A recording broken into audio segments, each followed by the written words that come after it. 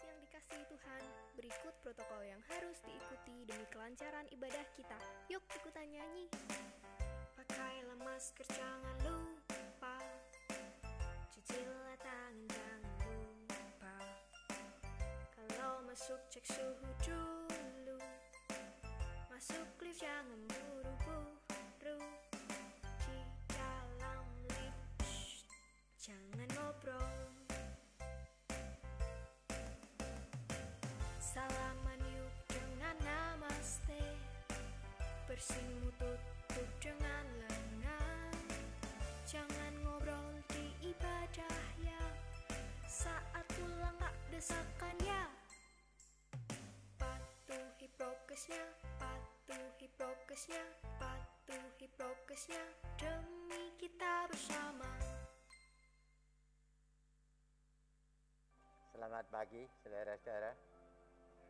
Salam sehat, Tuhan Yesus memberkati kita semua. Saudara-saudara, di tengah-tengah kita ada hamba Tuhan dari GPI Yogyakarta, yaitu Bapak Pendeta Yusuf Lembang. Saya minta berdiri. Ya, kasih aplaus saudara-saudara. Terima kasih. Mari kita akan sama-sama bangkit berdiri. Kita akan menyerahkan ibadah raya yang pertama ini sepenuhnya ke dalam tangan pimpinan Tuhan. Bahwasanya pertolongan kita datangnya dari Allah Bapa, Khalik langit bumi dengan segala isinya, yang memelihara dengan kasih setianya dan yang tidak pernah meninggalkan perbuatan tangannya. Turunlah ke atas saudara-saudara semua anugerah dan sejahtera dari Allah Bapa dan Tuhan kita Yesus Kristus, sementara kita beribadah kepada-Nya. Amin.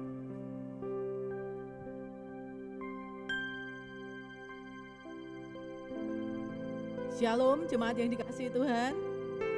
Shalom. Shalom. Apa kabarnya? Luar biasa, puji Tuhan. Mari kita sapa kanan kiri kita ya. Kita katakan Tuhan Yesus memberkatimu. Tuhan Yesus memberkatimu. Ya, kasih senyuman yang paling manis ya. Tuhan Yesus memberkatimu. Haleluya. Tuhan mengajar kita untuk selalu mengucap syukur dalam segala hal. Kata-kata ini pendek, mengucap syukur dalam segala hal. Tetapi kadang itu sangat sulit untuk kita lakukan. Apalagi kalau kita dalam keadaan yang sangat-sangat gak enak ya. Mengucap syukur satu hal yang sulit bagi kita untuk kita lakukan. Tetapi percayalah, saat kita melakukannya, saat kita mau taat, kita mau mengucap syukur, Tuhan akan nyatakan mujizatnya untuk kita semua. Amin. Mari kita naikkan ucapan syukur kita pagi hari ini kepada Dia. Karena hanya Dia yang layak menerima ucapan syukur dari kita.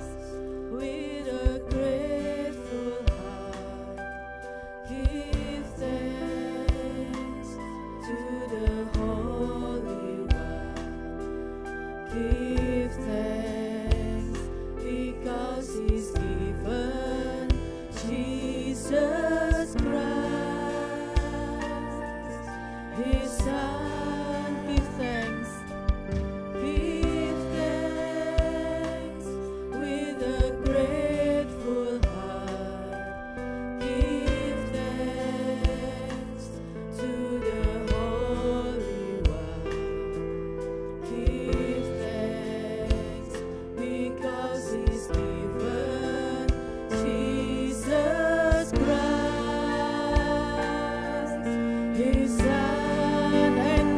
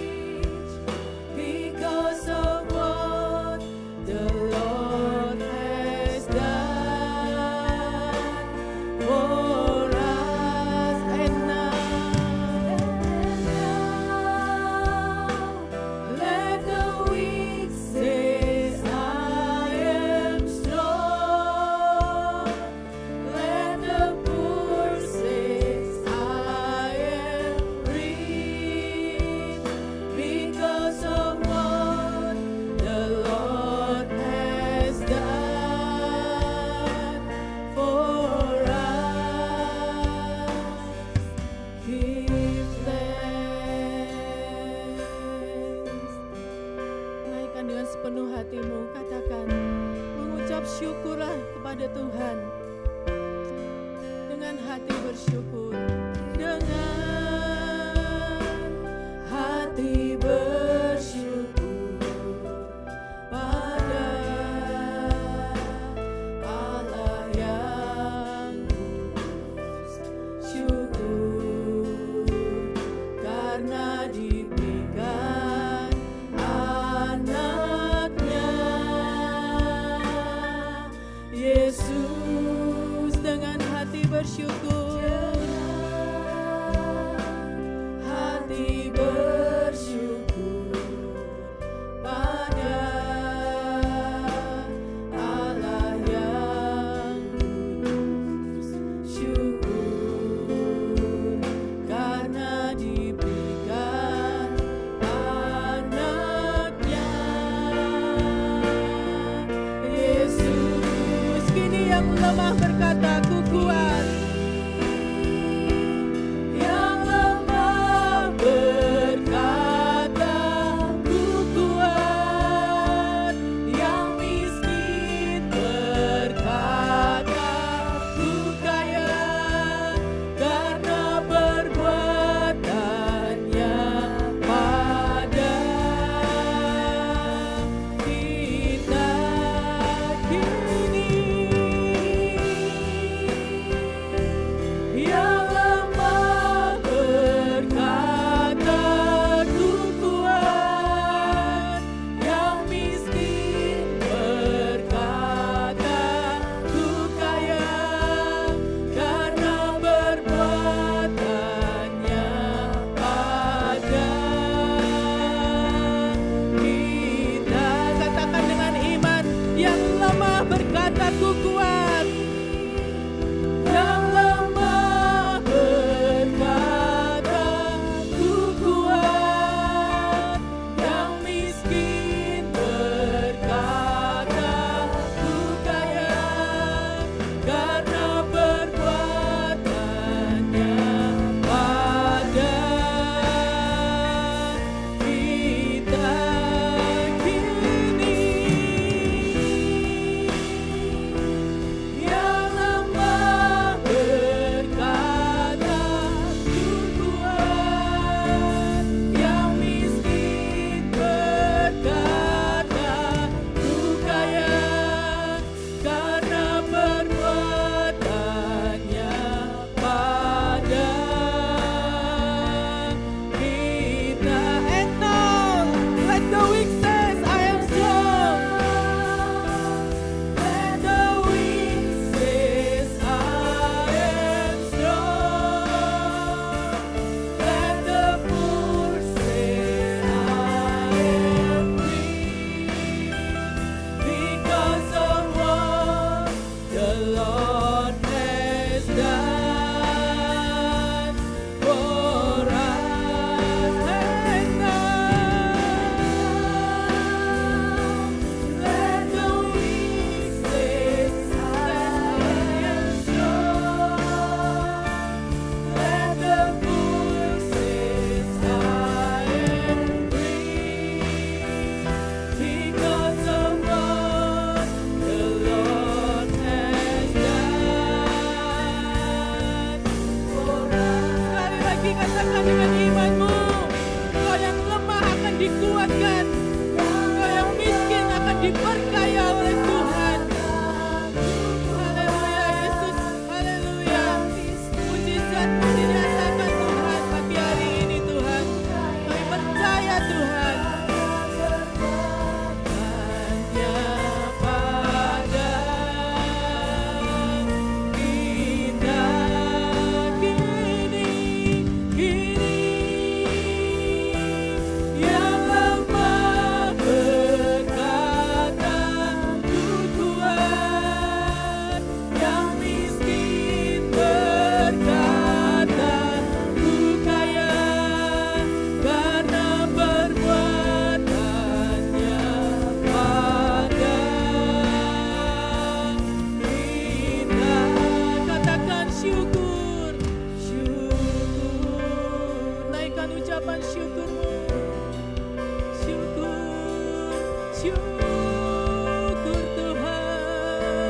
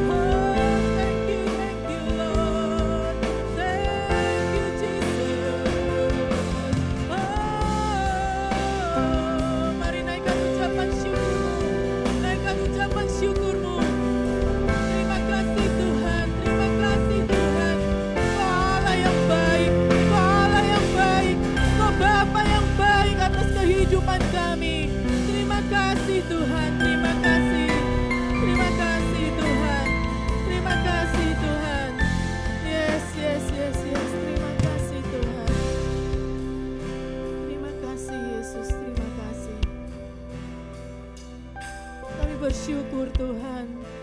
Kami bersyukur Tuhan. Engkau mengajar kami Tuhan. Untuk kami selalu mengucap syukur dalam segala hal. Dalam suka, dalam duka Tuhan. Ajar kami untuk kami menaikkan ucapan syukur kami Tuhan. Karena kami percaya Tuhan, di saat ucapan syukur ini kami naikkan, mujizat-Mu dinyatakan Tuhan di dalam kehidupan kami. Terima kasih Bapa. Pagi ini kami mau masuk lebih dalam lagi Tuhan. Kami mau menyembah Engkau, kami mau memuji dan memuliakan nama-Mu. Urapi kami Tuhan, biarlah nama Engkau saja yang dipermuliakan. Terima kasih Tuhan, terima kasih.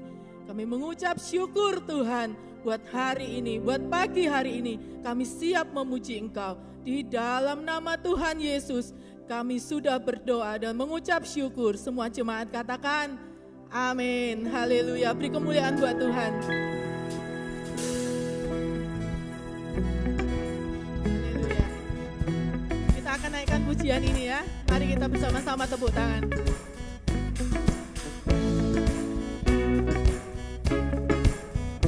Kasih yang begitu besar, lebih kuat dari dosa. Kasih yang menemukanku, selamatkan dan pulihkanku. Ku naikkan syukurku, naikkan syukurku. Ku tak akan berhenti memuji, meninggikan nama-Mu selalu, menari, memuliakan-Mu.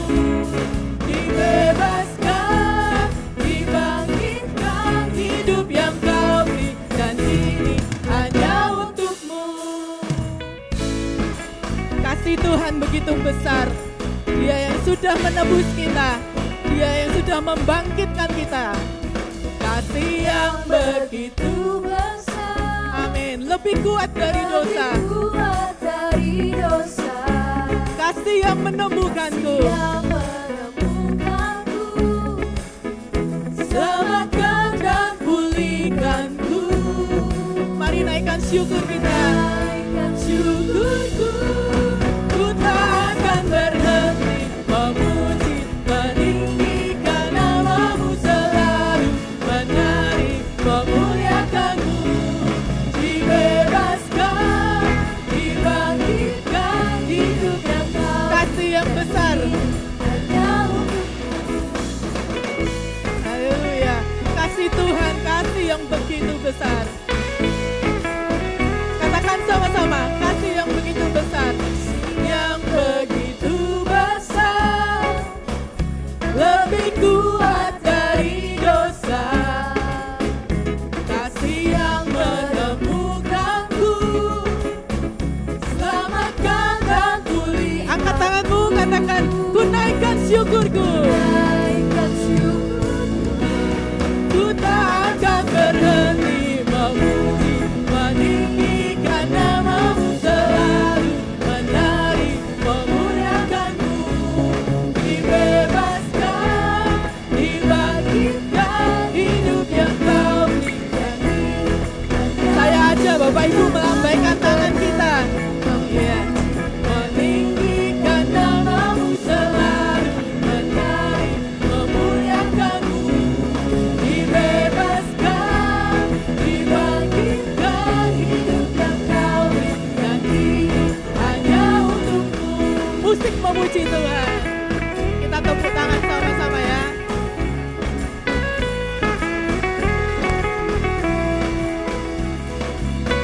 Haleluya. Haleluya.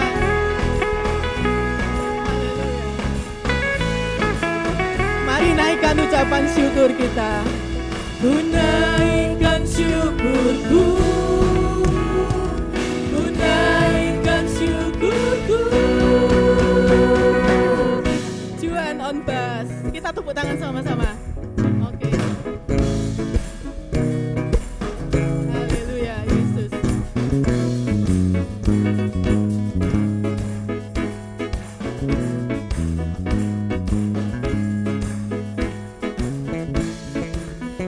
Sama-sama katakan ya, ku takkan berhenti ya.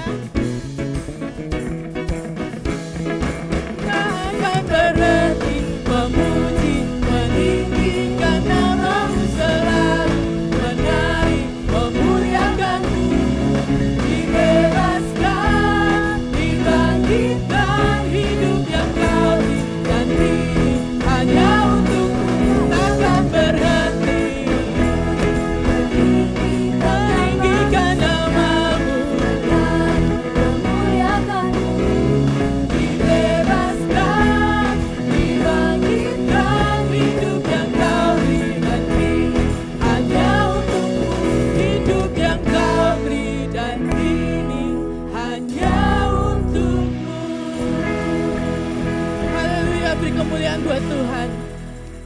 Silakan duduk Bapak Ibu.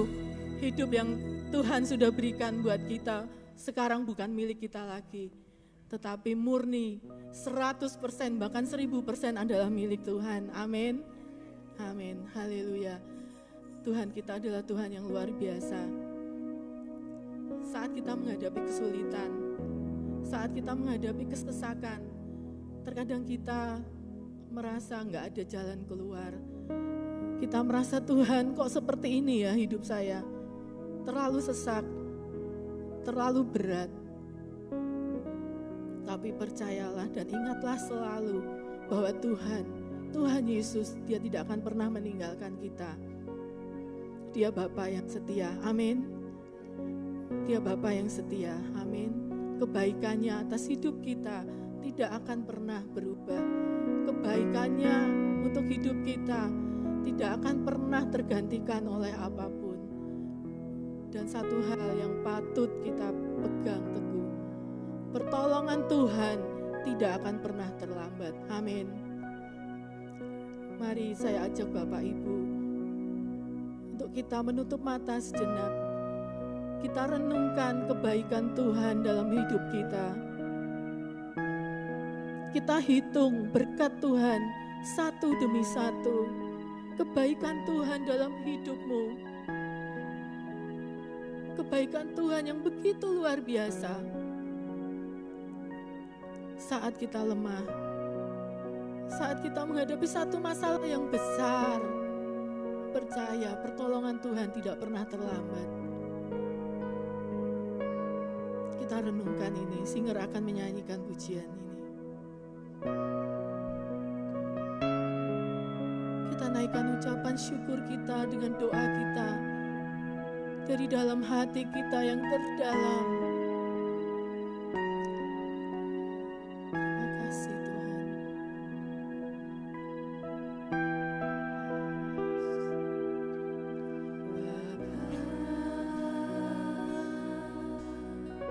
Mari jemaat renungkan kasih Tuhan, renungkan kebaikan Tuhan dalam hidupmu.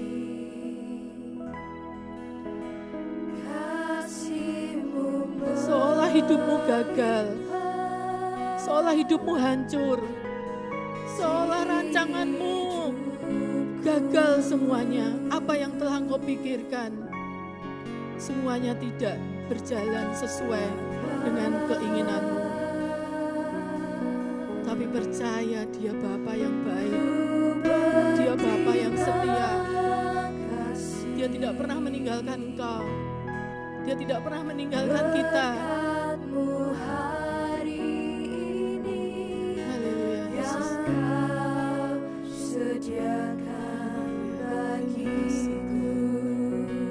Tugas kita cuma satu, mengucap syukur. Mengucap syukur. Ini kami Tuhan, ini ucapan syukur kami Tuhan kepada Engkau.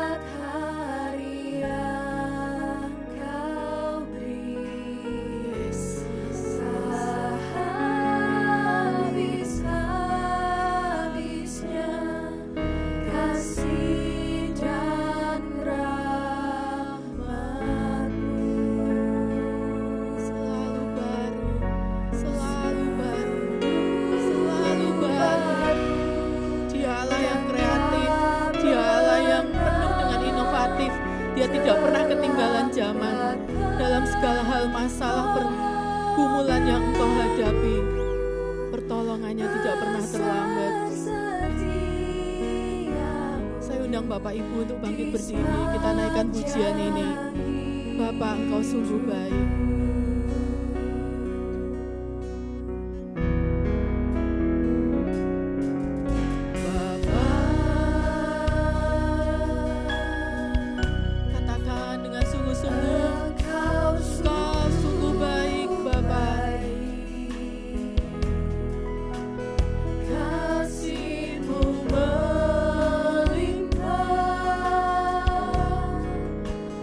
Di hidupku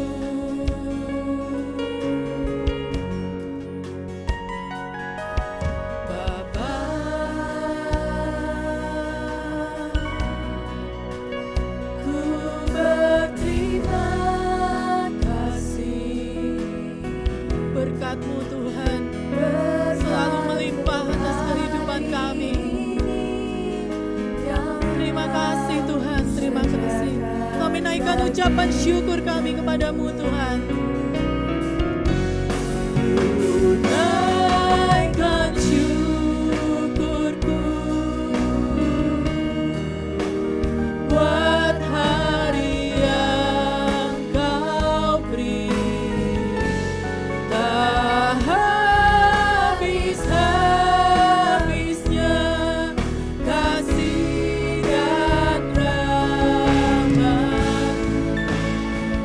selalu baru dan tak pernah terlambat. Pertolonganmu besar setiamu di sepanjang hidupku.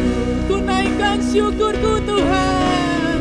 Angkat tanganmu, angkat hatimu, naikkan dengan sungguh-sungguh. Ini ucapan syukur kami Tuhan. Buat hari yang kau beri, tak habis-habisnya kasih dan rahmat, selalu baru,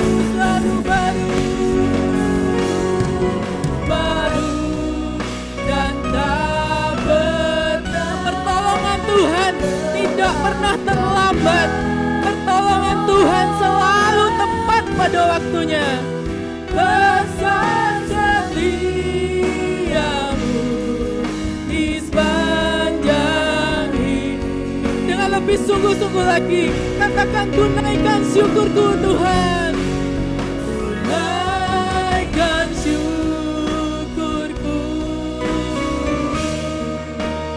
buat hari yang kau beri, tak habis-habisnya kasih dan rahmat-Mu, selalu baru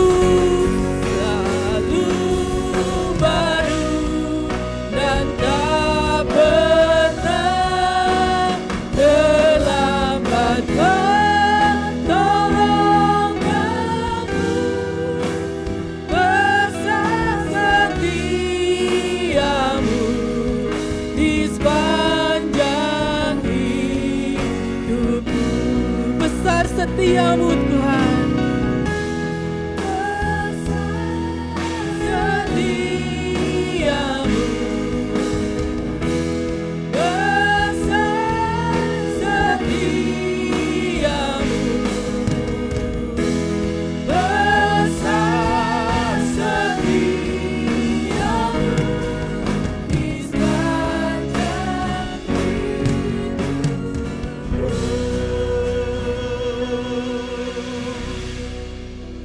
Terima kasih Yesus, besar setiamu kami rasakan dalam hidup kami, tak pernah putus-putusnya di dalam hidup ini.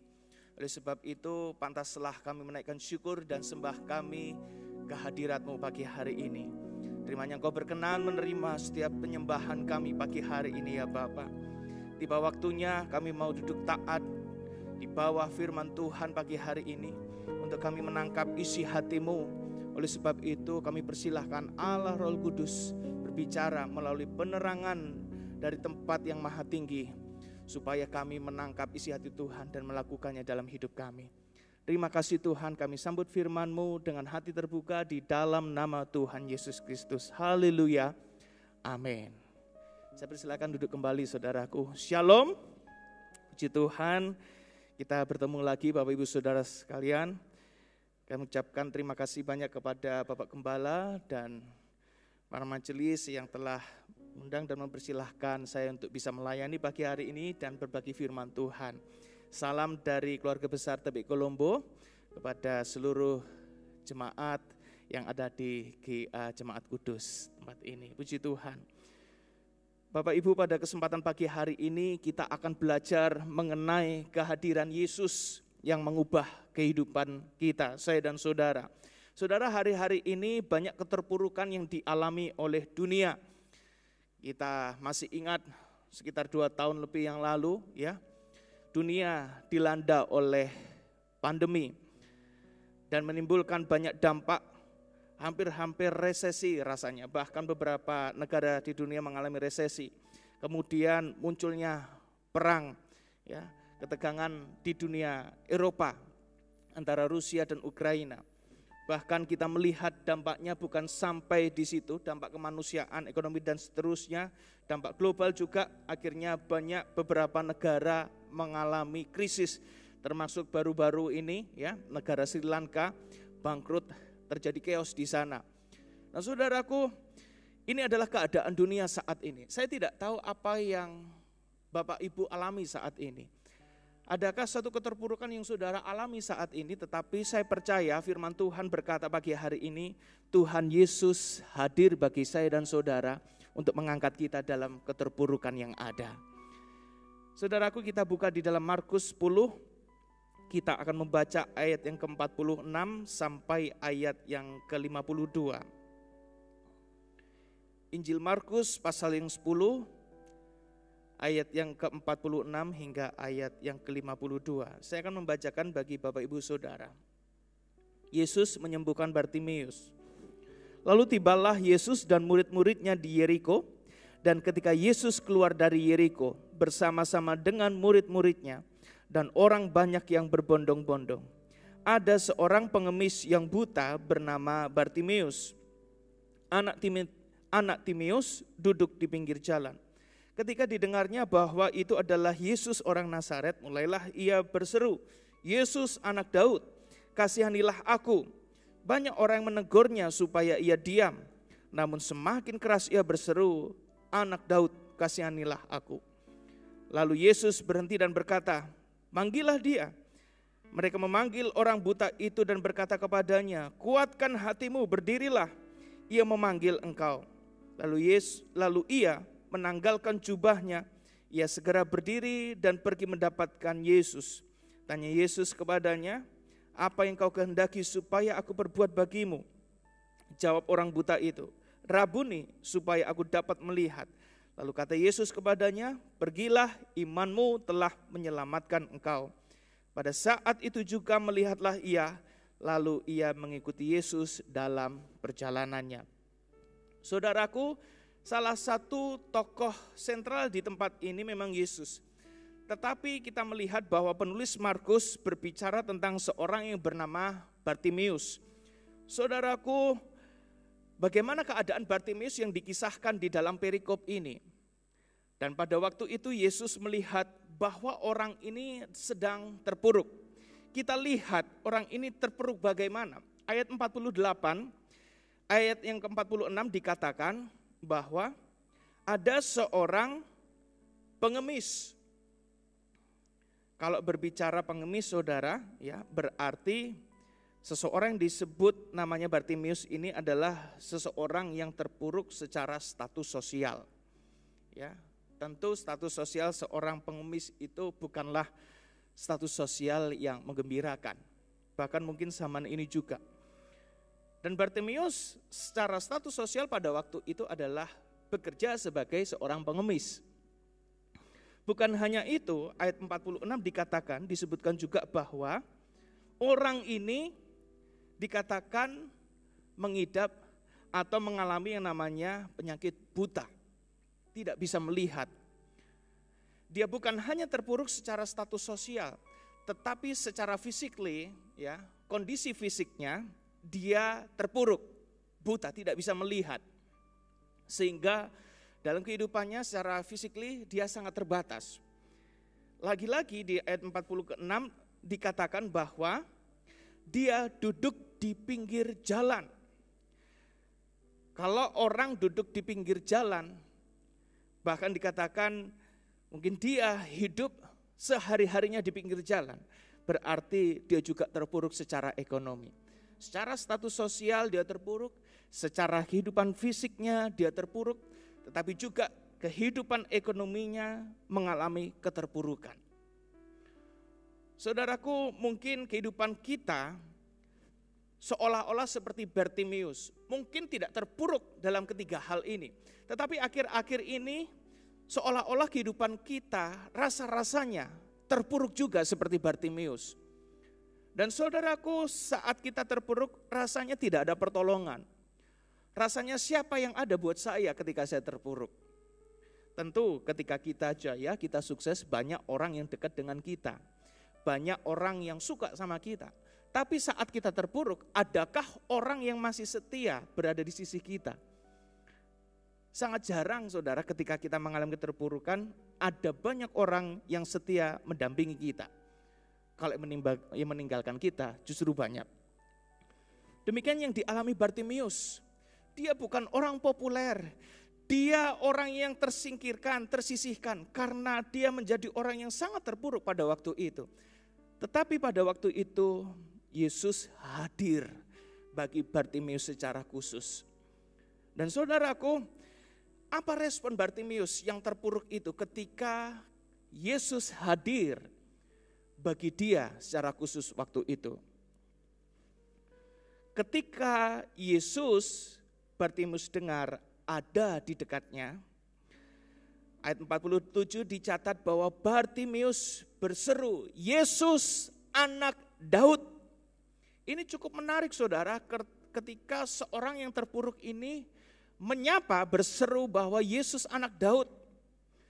Saudaraku, kalau saudara lihat ya, cermati dalam ayat 47 ini, bahwa disebutkan sebelum Bartimeus berseru Yesus anak Daud, disebutkan ada keterangan bahwa dia mendengar dari orang-orang sekitarnya, sekelilingnya, bahwa yang ada pada waktu itu yang sedang berada di dekat Bartimeus waktu itu adalah Yesus juga, tapi dengan titel Yesus orang Nazaret. Jadi berbeda.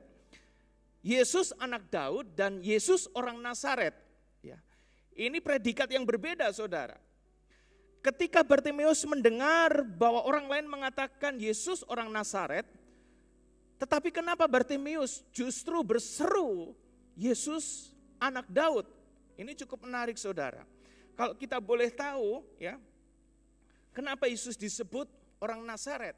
Karena Yesus dibesarkan di situ. Yesus sebenarnya lahir di Bethlehem, di kota Daud. Tetapi saudara, karena pada waktu itu ada dekrit Herodes ya, untuk pembantaian anak laki-laki yang baru lahir, maka Yusuf dan Maria mengungsi sampai akhirnya mengungsi ke Mesir saudara. Ya. Dan kemudian setelah didengar Herodes mati, ya, digantikanlah anaknya yang lebih kejam, yaitu Arkelaus. Maka dari itu mereka mengungsi lagi dari Mesir ke Nazaret. Jadi saudara, Nazaret itu bisa dikatakan kota pengungsiannya Yesus. Tentu kota pengungsian itu bukanlah tempat yang favorit ya. Namanya mengungsi itu enggak enak ya. Kita lebih prefer tinggal di kampung halaman atau tempat di mana kita memilih karena mungkin kenyamanannya dan seterusnya. Tapi tempat pengungsian tentu bukanlah tempat yang enak saudara. Kemudian juga Nazaret itu adalah kota tempat di mana Yesus dibesarkan, dan sangat mirisnya bahwa kalau saudara baca dalam Yohanes 1 ayat yang ke-46, salah satu murid Yesus mengatakan, mungkinkah sesuatu yang baik datang dari Nazaret? Ya. Jadi saudara, sebutan predikat Yesus orang Nazaret itu adalah predikat yang bukan cukup membanggakan pada waktu itu. Ya. Ketika Bartimeus mendengar bahwa Yesus orang Nazaret, seolah-olah Yesus itu dikecilkan. Ya. Seolah-olah orang lain, banyak orang meremehkan, Yesus orang Nazaret, orang biasa kok. Tapi Bartimeus dia tahu siapa orang Nazaret itu. Dia tahu bahwa dia lahir di Bethlehem, di kota Daud. Dia adalah Mesias yang ditunggu-tunggu. Justru di tengah keterpurukannya banyak tantangan orang yang menganggap yang dia percaya adalah pribadi yang biasa-biasa saja. Tetapi Bartimeus justru sungguh percaya bahwa Yesus orang Nazaret itu adalah anak Daud. Ini cukup menarik saudara. Ya. Ketika Bartimeus mengalami keterpurukan, saat Yesus hadir bagi dia, semua perhatian hidupnya teralihkan. Seluruh perhatiannya tertuju kepada Yesus. Ini pelajaran penting bagi kita ketika kita mengalami keterpurukan. Apakah perhatian kita justru terarah kepada keterpurukan dan keadaan kita? Apakah justru perhatian kita tertuju kepada pribadi Yesus?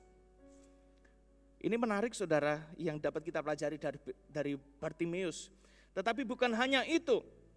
Bukan hanya perhatiannya saja yang tertuju kepada Yesus saat terpuruk, tetapi dia sungguh bergairah ya untuk datang kepada Yesus. Tantangannya adalah ya, kalau saudara baca dalam Markus 10 ayat 48, dia banyak mengalami tantangan dari orang sekitarnya ya. Banyak orang yang mengatakan bahwa ya dia harus diam. Tantangannya adalah orang menyingkirkannya. Tantangannya adalah orang meremehkannya. Bahkan mungkin menciutkan semangatnya. Karena orang ini menganggap tidak pantas dia datang kepada Yesus pada waktu itu. Tapi semakin dia ditegur, semakin dia dihalang-halangi, semakin keras dia berseru, Yesus anak Daud. Bahkan bukan sampai di situ saudara. Ketika dia mendengar dan merasakan Yesus hadir bagi dia, dia tak sungkan langsung menanggalkan, melemparkan jubahnya. Dia segera berdiri padahal dia adalah orang buta. Dan kemudian dia pergi datang kepada Yesus. Bayangkan saudara, orang yang terpuruk, buta tidak bisa melakukan apa-apa. Ketika dia tahu ada Yesus, dia berdiri. Kemudian dicatat dengan harafiah, dia berlari datang kepada Yesus. Bukankah ini adalah sebuah gairah yang besar dari Bartimeus? Adakah saudara ketika kita mengalami keterpurukan, kita semakin punya gairah yang besar untuk cari Yesus? Atau justru kita memutuskan untuk undur dari Yesus? Bartimeus mengajarkan kepada kita bahwa sesungguhnya keterpurukan itu harusnya tidak menghalangi kita untuk mengejar kehadiran Yesus dalam hidup kita. Dan saudara, apa sih tujuan akhirnya kehadiran Yesus bagi Bartimeus, bahkan mungkin bagi kita saat ini? Kalau saudara baca di dalam ayat yang ke-50 ya, dikatakan di sana bahwa lalu ia menanggalkan jubahnya, ia segera berdiri dan pergi. Dikatakan apa saudara? Mendapatkan siapa saudara? Mendapatkan Yesus. Cerita yang sama dalam Lukas 18 ayat 40 dikatakan bukan hanya Bartimeus mendapatkan Yesus, tetapi akhirnya dia berada di dekat Yesus. Meskipun buta, banyak yang menghalangi, pada akhirnya dia berada dekat dengan Yesus. Saya mau sampaikan kepada kita saudara, tujuan akhir kehadiran Yesus adalah supaya Yesus itu dekat dengan kita dan kita bisa dekat dengan Dia. Sebelum kita mencari apa yang Yesus lakukan, Tuhan mau ketika Yesus hadir dalam hidup kita itu, Dia ingin senantiasa lebih dekat dengan kita. Adakah saudara kehidupan kita saat ini sebagai orang Kristen yang hanya meminta campur tangan Tuhan untuk melakukan sesuatu dalam hidup kita tanpa kita mengejar kedekatan dengan Tuhan? Saya yakinkan kepada kita saudara, tanpa kedekatan dengan Tuhan, sulit kita punya akses. Sulit kita mengalami karya Tuhan dalam kehidupan kita. Meskipun itu bisa, tetapi saudara, Tuhan mau lebih dari itu. Kehadiran Tuhan bukan hanya sekedar untuk menjawab segala persoalan dan keterpurukan hidup kita. Tapi yang Tuhan mau lebih dari itu. Bagaimana kita menjadi pribadi yang semakin dekat dengan Tuhan. Itu inti dari kehadiran Tuhan dalam hidup kita. Saudaraku, adakah kita selama ini percaya dan setia kepada Tuhan, tetapi sebenarnya kita menyadari hubungan kita jauh dari Tuhan saat-saat ini? Kalau kita terpuruk, ketika kita mengalami sesuatu persoalan yang mungkin menghimpit kehidupan kita, itu menjadi trigger bagi kita, tanda tanya. Jangan-jangan saya saat ini mulai jauh dari Tuhan. Mari koreksi diri kita saudara, jangan-jangan masalah yang kuhadapi ini karena aku jauh daripada Tuhan. Tuhan terkadang pakai keterpurukan itu supaya kita tertrigger untuk datang kepada Yesus. Lebih dekat dengan Yesus. Dan saudara, dahsyatnya ya, ketika seseorang dekat dengan Yesus, Tuhan itu sangat tersentuh hatinya dengan orang yang berjuang keras untuk mau dekat dengan Yesus.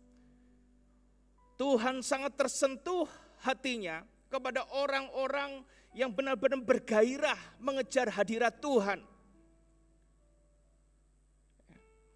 Kalau kita lihat saudara, di cerita yang sama ya, di dalam Injil Matius 20 ayat 34 dikatakan, ketika Bartimeus itu datang kepada Yesus dengan segala tantangan yang ada, dia semakin bergairah datang kepada Yesus. Disebutkan secara literal, maka tergeraklah hati Yesus oleh belas kasihan.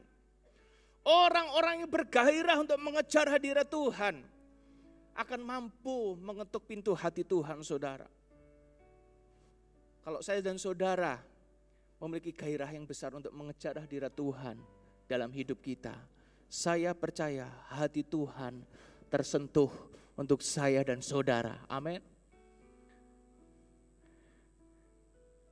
Bukan hanya itu saudara, ketika Tuhan tersentuh kepada orang-orang yang bergairah mengejar hadiratnya, dia tak segan-segan untuk menjamah, campur tangan dalam kehidupan orang yang mencari hadirat Tuhan itu. Saya rindu kita semuanya mengalami hal ini saudara. Kita bukan mengejar apa yang Tuhan lakukan, tetapi kita mengejar pribadinya.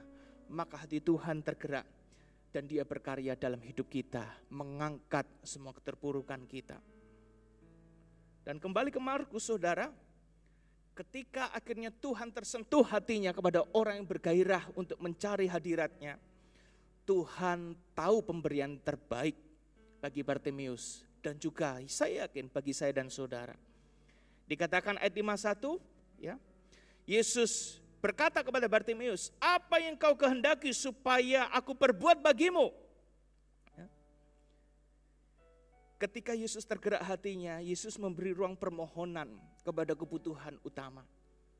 Saudara, kalau saudara mengejar hadirat Tuhan, hati Tuhan itu selalu terbuka. Oke nak, kamu mau dekat sama aku, sebenarnya apa sih yang kau mau? Apa sih yang engkau kehendaki? Hati seorang bapak pasti seperti itu saudara. Ya puji Tuhan, di tengah keluarga baru kami, Tuhan anugerahkan seorang putra ya, yang berusia 2 tahun 2 bulan saudara. Ya, saya baru tahu rasanya menjadi bapak itu seperti apa.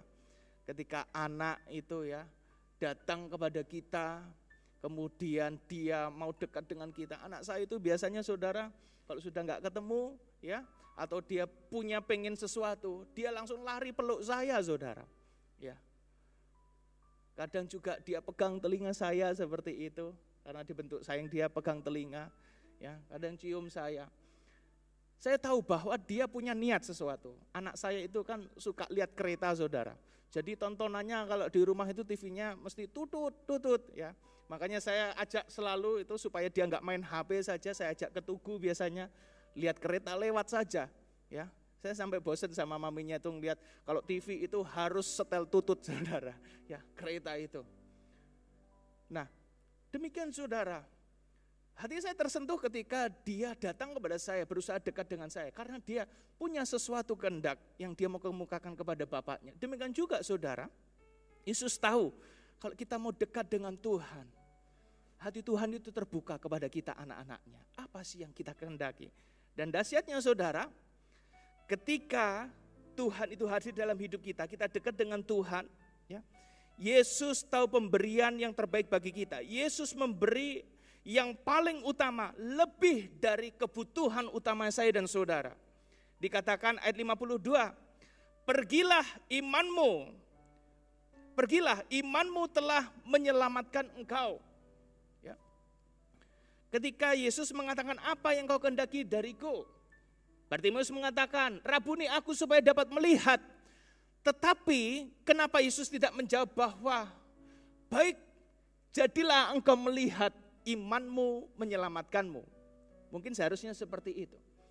Tetapi perhatikan penulis Markus secara hati-hati menulis, bukan melihat dulu, tetapi penulis Markus mengatakan, imanmu telah menyelamatkan engkau, kemudian maka ia melihat.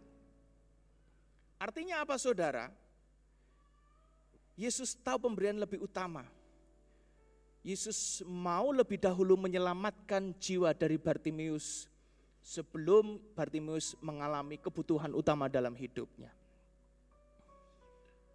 Masih dalam konteks dekat, saudara baca dalam Markus 8 ayat 36 dikatakan, Yesus berkata secara terang kepada orang-orang yang berbondong-bondong mengikuti dia. Apalah gunanya seseorang memiliki segala sesuatu yang ada di dunia ini, tetapi kalau jiwanya binasa. Itu yang mau Tuhan lakukan dan dialami oleh Bartimeus. Apa gunanya Bartimeus bisa melihat? Apa gunanya Bartimeus terangkat dari kehidupan yang terpuruk? Tetapi jikalau binasa jiwanya, kalau rohaninya tidak bertumbuh, kalau rohaninya tidak diselamatkan, kalau rohaninya tidak terjadi kebangkitan, semuanya itu hanyalah sia-sia. Saudara, tidak menjamin Tuhan menjawab apapun dalam kehidupan kita, membuat kita semakin bertumbuh, bangkit secara rohani, bertumbuh di dalam Tuhan. Yang Tuhan mau, saudara, dalam kehidupan kita, jiwa kerohanian kita ini semakin bangkit, semakin bertumbuh di dalam Tuhan. Masalah karya Tuhan itu bonus, saudara. Tapi yang Tuhan mau bagaimana kita terselamatkan seperti Bartimeus jiwa kita. Jiwa kita, rohani kita, roh kita semakin menyala-nyala, semakin bertumbuh, semakin bergairah untuk dekat sama Tuhan. Itu yang jauh lebih penting. Dan setelah Bartimeus mendapatkan apa yang paling utama dalam hidupnya, maka Yesus ayat yang ke-52, Yesus baru memberikan apa yang menjadi kebutuhan utama dalam hidupnya. Pada saat itu juga melihatlah ia. Saya percaya bahwa keterpurukan yang kita alami, Tuhan mau bukan jawaban untuk mengangkat keterpurukan kita. Yang Tuhan mau justru melalui keterpurukan itu, Tuhan mau kita semakin dekat sama Tuhan, kerohanian kita semakin bertumbuh, kita tambah setia, kita tambah komitmen melayani, kita tambah radikal berkorban untuk mengiring Tuhan di dalam segala hal. Lebih dari segalanya, saudara, Tuhan melalui peristiwa ini ingin menunjukkan isi hatinya, inti isi hati Tuhan kepada Bartimeus, bahkan kepada kita semuanya pagi hari ini. Cerita yang sama di dalam Lukas 18 ayat 43. Apa puncak terjadi ketika kehadiran Yesus datang hadir bagi Bartimeus? Ayat yang ke-43 dikatakan bahwa Bartimeus akhirnya mengikut Yesus. Mengikut Yesus untuk memuliakan Allah. Kehadiran Tuhan menginginkan kita supaya kita semakin radikal mengikut Yesus, sehingga kehidupan kita ini benar-benar mempermuliakan Dia. Dan inti hati Yesus yang berikutnya adalah akhirnya kemuliaan Allah dinyatakan, disaksikan, dipertontonkan dan dipertunjukkan, saudara. Justru melalui Bartimeus yang terpuruk itu, nama Yesus pada waktu itu semakin dipermuliakan. Dan inti yang terakhir, di mana semakin banyak dan bertambah-tambahnya, berlimpah-limpahnya pujian penyembahan bagi hormat kemuliaan nama Tuhan. Kalau Yesus hadir dalam kehidupan kita, yang Tuhan mau kita bangkit secara rohani, kita mengalami kelimpahan di dalam kebangkitan itu, dan lebih-lebih nama Tuhan dipermuliakan. Maka dari itu saudara, ini sangat cocok dengan apa yang disampaikan oleh tulisan dari seorang yang bernama Rick Warren. Apa sih tujuan hidup kita diciptakan oleh Allah? Kita diciptakan tujuannya untuk memuliakan Dia. Seperti Bartimeus, meskipun terpuruk tetapi akhirnya hidupnya mempermuliakan nama Tuhan. Saya rindu kita semuanya, meskipun kita saat ini terpuruk, tidak menghalangi hidup kita untuk menjadi barang kemuliaan nama Tuhan. Selamat mengalami hadirat Yesus, selamat mengalami kedekatan dengan Tuhan, selamat mengalami karya Tuhan, dan selamat mempermuliakan nama Tuhan melalui hidup saya dan saudara. Saudaraku, jikalau saudara saat ini mengalami suatu keterpurukan, mari kita datang kepada Tuhan. Kita datang kepada Dia. Seperti Bartimeus, mari kita bergairah datang kepada Tuhan. Nyatakan segala keluh kesah kita kepada Tuhan. Nyatakan segala keterpurukan keadaanmu. Tuhan bersedia hadir bagi hidupmu. Dia jamah segenap hidupku dan beri damai di hatiku.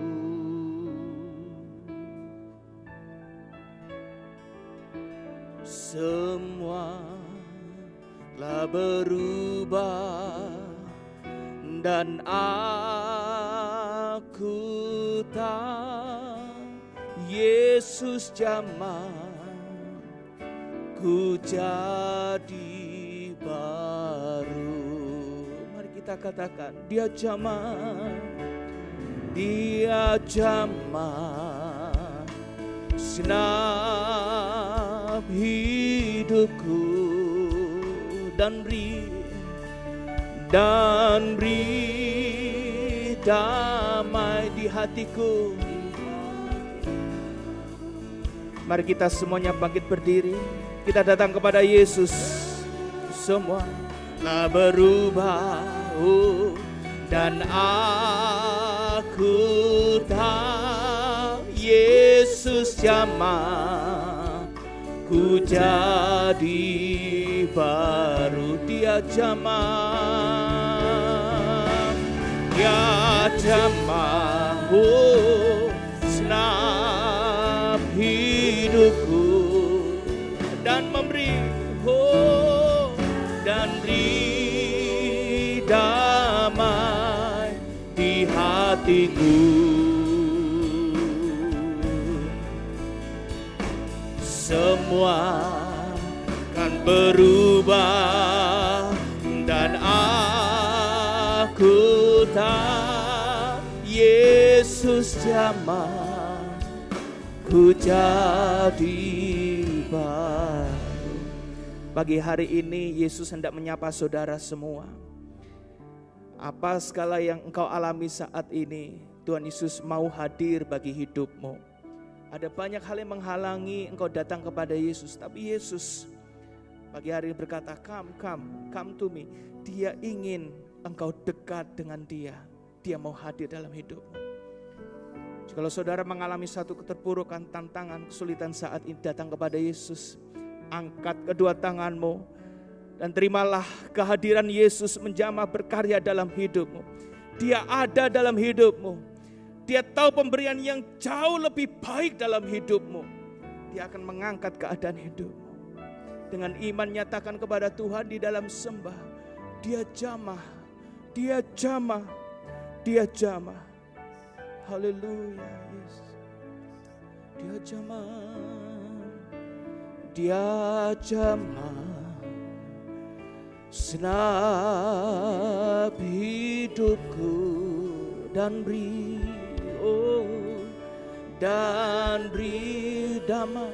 damai di hatiku. semua telah berubah. Semua telah berubah. Terima.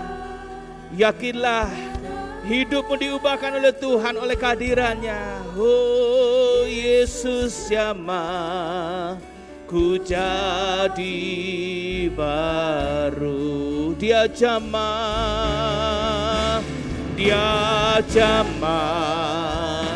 senap hidupku dan beri damai di hatiku. Jadilah sesuai imanmu. Sesuatu terjadi di tengah-tengah kita. Sesuatu terjadi dalam hidupmu. Amin. Kami percaya Tuhan. Oh Yesus jamah ku jadi baru. Semua telah berubah. Imani. Semua telah berubah. Dan aku tahu Yesus jamah ku jadi baru. Sekali lagi kita katakan dengan iman. Semua telah berubah. Dan aku tahu Yesus jamah ku jadi baru. Di dalam nama Tuhan Yesus, kehadiran Yesus mengubahkan hidup kami. Terpujilah Engkau Tuhan, kami ucap syukur atas firman-Mu. Haleluya. Amin. Saya persilakan duduk kembali saudara.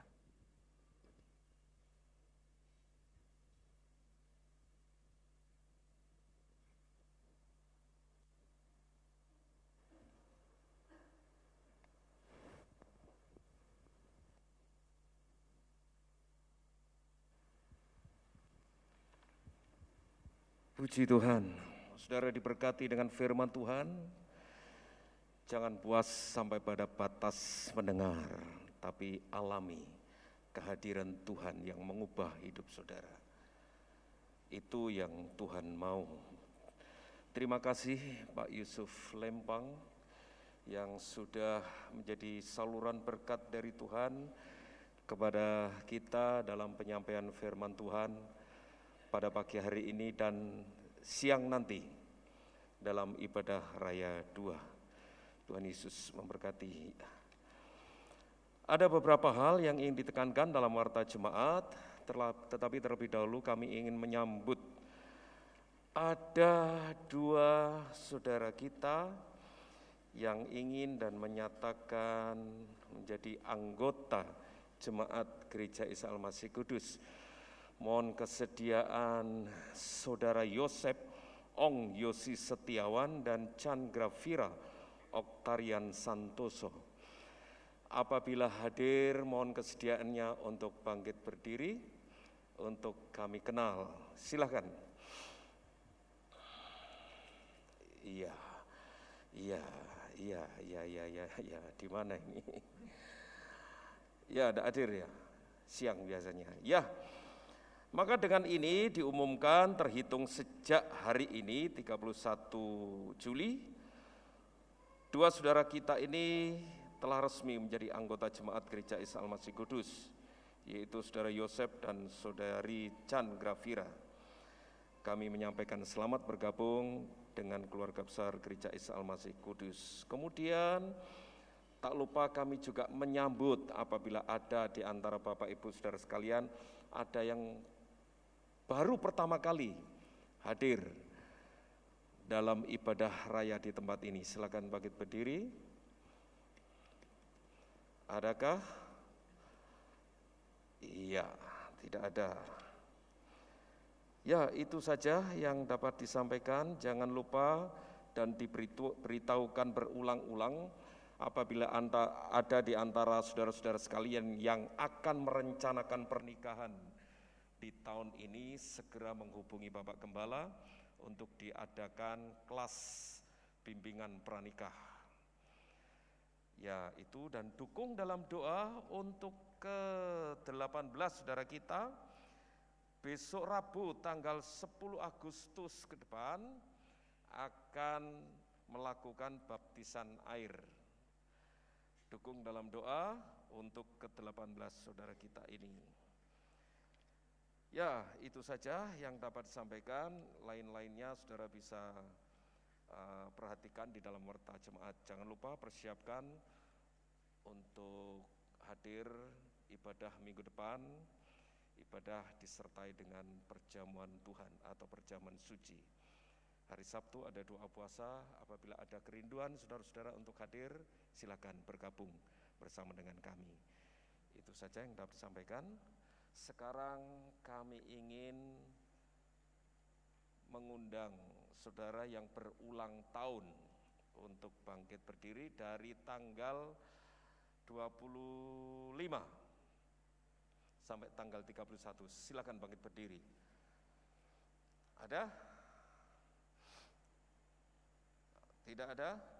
Iya. 25 sampai 31 Juli.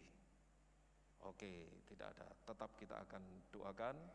Kiranya Tuhan terus akan memelihara, menyatakan kasih-Nya kepada saudara-saudara kita. Mari kita berdoa. Bapa dalam surga, kami senantiasa bersyukur untuk kasih setia dan anugerah Tuhan yang Tuhan nyatakan kepada kami. Bahkan ketika kami menyaksikan pertolongan Tuhan, pemeliharaan Tuhan yang luar biasa menyertai perjalanan hidup kami sampai hari ini. Bahkan ketika anak-anak-Mu kami mengingat kembali hari kelahiran kami, sungguh kejadian kami dahsyat dan ajaib.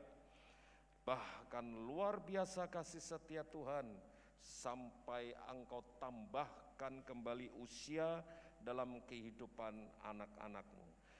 Dengan bertambahnya usia kepada anak-anak-Mu yang saat ini merayakan hari ulang tahun mereka dimanapun mereka berada, kiranya Tuhan juga akan tambahkan karunia, hikmat untuk senantiasa dapat merasakan, bahkan menikmati berkat-berkat yang Tuhan sediakan dalam kehidupan mereka. Kiranya itu juga yang tidak akan pernah membuat mereka lupa dan melupakan Engkau dalam kehidupannya. Saudaraku yang berulang tahun, Tuhan ada bersama dengan engkau. Tuhan memberkati engkau, menyertai perjalanan hidupmu, bahkan mengaruniakan engkau hikmat untuk menjalani kehidupan ini dengan bijak, dengan senantiasa hidup seturut dengan nilai-nilai kaidah kebenaran firman Tuhan.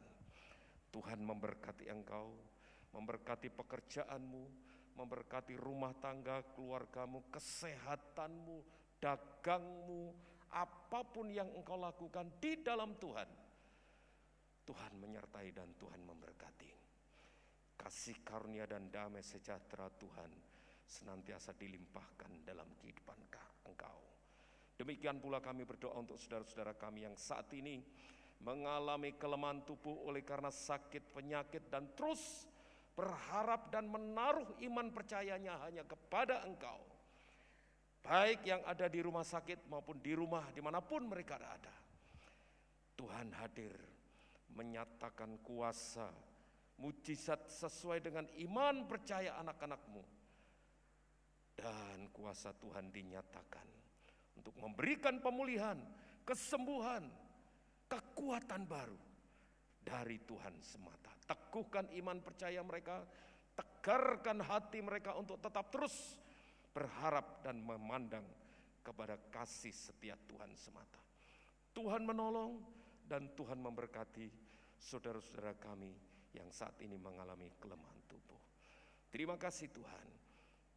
Kami naikkan seluruh permohonan dan doa syukur kami hanya di dalam satu nama, di dalam nama Tuhan Yesus Kristus yang kami agungkan dan kami tinggikan. Haleluya. Amin. Waktu selanjutnya saya serahkan kepada Bapak Gembala untuk mengakhiri ibadah kita pagi hari ini.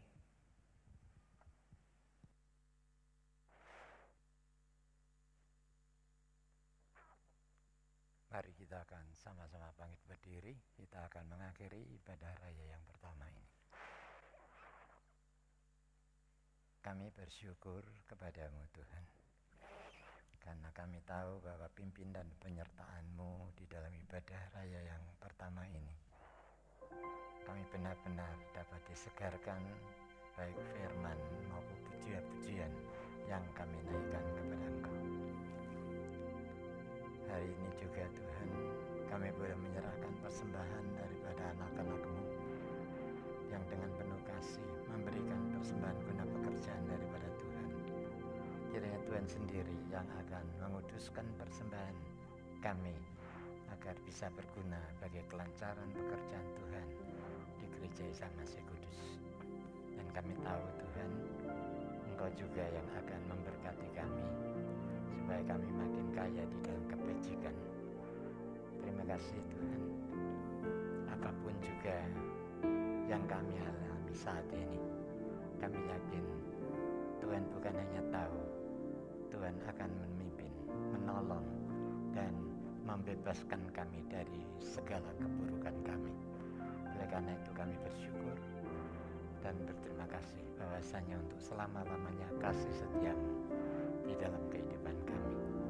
Terima kasih Tuhan, sebentar kami akan berpisah untuk kami pulang ke rumah kami masing-masing. Biarlah berkat damai sejahtera dari Allah Bapa, kasih setia dan rahmat dari Tuhan Yesus Kristus, serta persekutuan Roh Kudus akan tetap tinggal dan menyertai di dalam kehidupan saudara semua, mulai pagi ini dan sampai selama-lamanya. Amin.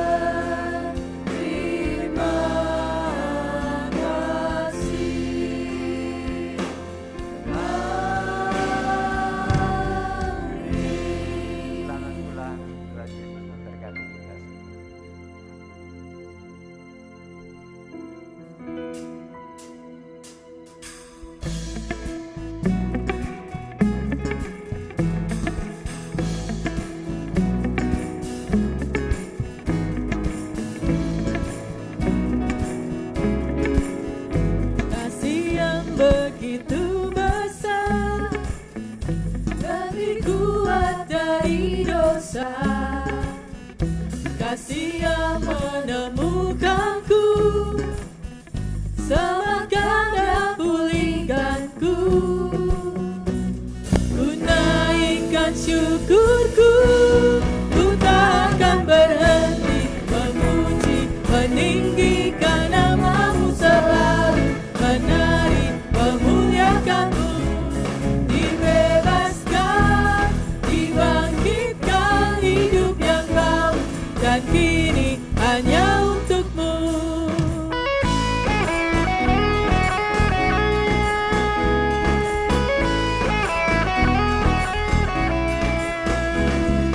Yang begitu besar, lebih kuat dari dosa. Kasih yang menemukanku, selamatkan dan pulihkanku. Ku naikkan syukurku, ku tak akan berhenti memuji, meninggikan nama-Mu selalu, menari, memuliakan-Mu. Dibebaskan, dibangkitkan hidup yang Kau beri, dan kini hanya untuk-Mu takkan berhenti